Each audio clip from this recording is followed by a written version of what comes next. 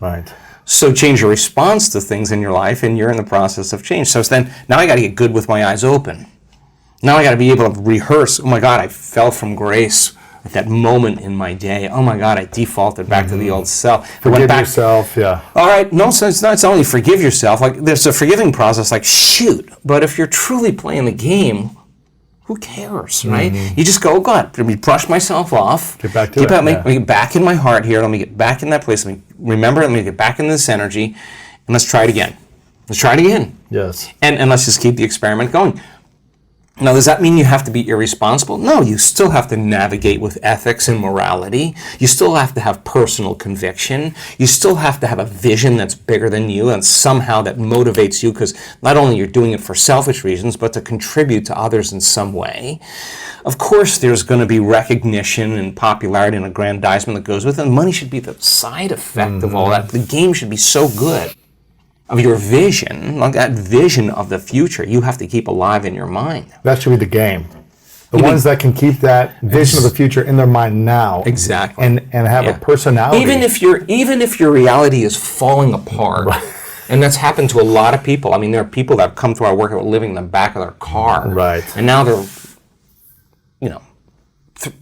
living very well, or bankrupt, and now they're, their companies are just thriving. Yeah. They just never stopped believing in themselves, because if you believe in yourself, it means you have to believe in possibility.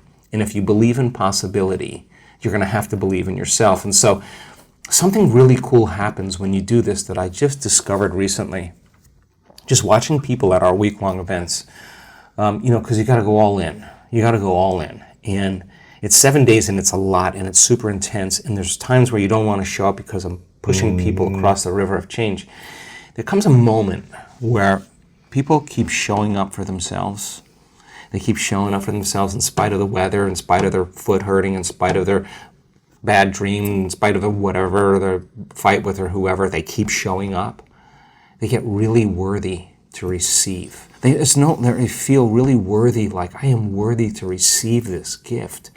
And the universe only gives us what we think we're worthy of receiving, right? So we got to get to that point, because so many people who are in lack somehow don't feel worthy, right? So the abundance then becomes the sign that you finally become worthy. And for the soul, it's not about the abundance. It's about mastering your worthiness. And the reflection is the things that you accumulate. What's the strategy to start believing we're worthy of receiving now? Fill your brain with as much knowledge as possible. And listen, my dad used to say this to me all the time. He'd say, wait a second. Just sit down with me here.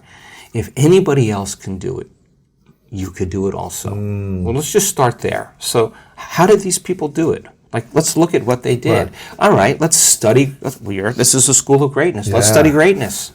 What is greatness? Like an uncompromising will, invincibility, lead with their heart, adapt and make changes, let go of the past, give life, live it fully and completely, and embrace it and enjoy it.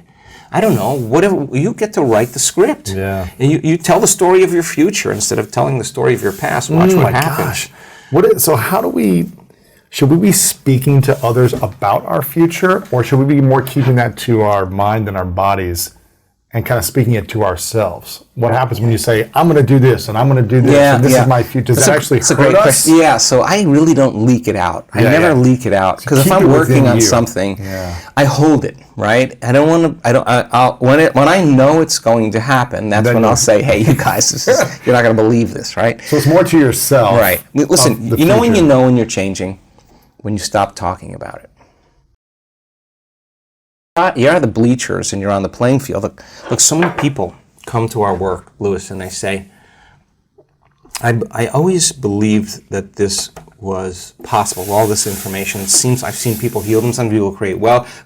I get it. I just didn't believe it would work for me. Oh, it's a big moment. It's a big moment. Now you are on the game. You're in the playing field. You're out of the bleachers. Like we had people stand on the stage. Someone stand on the stage this weekend in Denver. Just said, "My God, I really believe that this would work. I just didn't believe I could heal. I really didn't believe it. I really didn't believe." She was a physician. Is a physician. "I really didn't believe I could heal." Now, is it about the healing anymore? It's about overcoming the belief. And every day, she's got to make that decision with such firm intention that the amplitude of that decision is causing her body to respond to her mind. And that's the moment she's rewriting the belief. And if she doesn't feel like it, don't expect anything to occur in your life. You got to come out of your resting state. You got to make that choice. What do you, for all the people that go to your events, and just in life, one of the biggest challenges people have is the consistency of doing these things. Yeah. It's hard to actually go and try it once. No, but here's the deal. Here's the deal. Yeah. Let's just say you're in the experiment, and now that belief is right in your face. I guarantee you that discomfort from that belief being right in your face is going to get you out of bed in the morning, and you're going to face off with it. There's an innate capacity that we have as human beings to want to overcome our limitations. It's in there, right? So the community that we have that does this work, they're not like, "Oh God, I gotta go create today." That's not their game. The magic is so good. They show up because they don't want the magic to end. To go away, yeah. They're not doing it as a have to please God, do the right thing, be spiritual. None of that. It's not an obligation. It's something that they actually look forward to doing because the experiment in their life is creating all these wonderful opportunities. And there's plenty of people in our work that started new businesses that are they're jamming. They're jamming. And they would never be victim to those circumstances, right? They just wouldn't let those circumstances define them, right? Yes. What defined them was the vision of the future. And that vision they had to keep alive, and the emotion was the energy that drove them right to it. If you enjoyed that interview, then I know you'll love what we have coming up right now. There was a researcher out of Yale University that in the 1940s that was studying electromagnetic fields around living organisms. And in the 1940s at Yale University, nobody was doing this, and he was a vitalist. He wanted to understand the unseen fields around living organisms. So he started studying eggs, all kinds of eggs. Chicken eggs, swallow eggs, reptile eggs, snake eggs, salamander eggs, there's all kinds of eggs. And he was using a magnetometer, and what he found was 100% of the time, no matter what egg he measured, the positive charge was always at the head, and the negative charge was always at the tail. Well, if you have positive charge on one end and negative charge on the other end, you got an external electromagnetic field called the magnetic field. That's a magnet, right?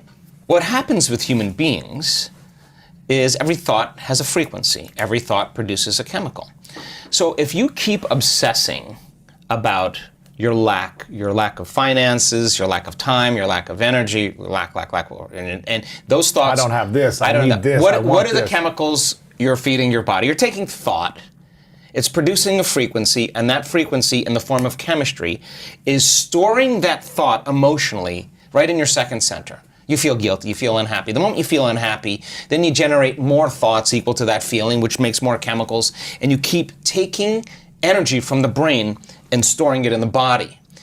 If you react to people in your life and you feel anger, frustration, whether it's traffic, the news, whatever it is, parents, whatever, you're drawing from this field, this electromagnetic field, you're tapping that resource and you're making chemistry out of it and the field shrinks. So now, by doing that and living in survival, the body no longer is a magnet. So now you have very little energy in the brain. In fact, 5% of the energy is in the brain, and 95% is stored in the body. Now, the body's been conditioned emotionally. So a lot of energy in the body, very little in the brain.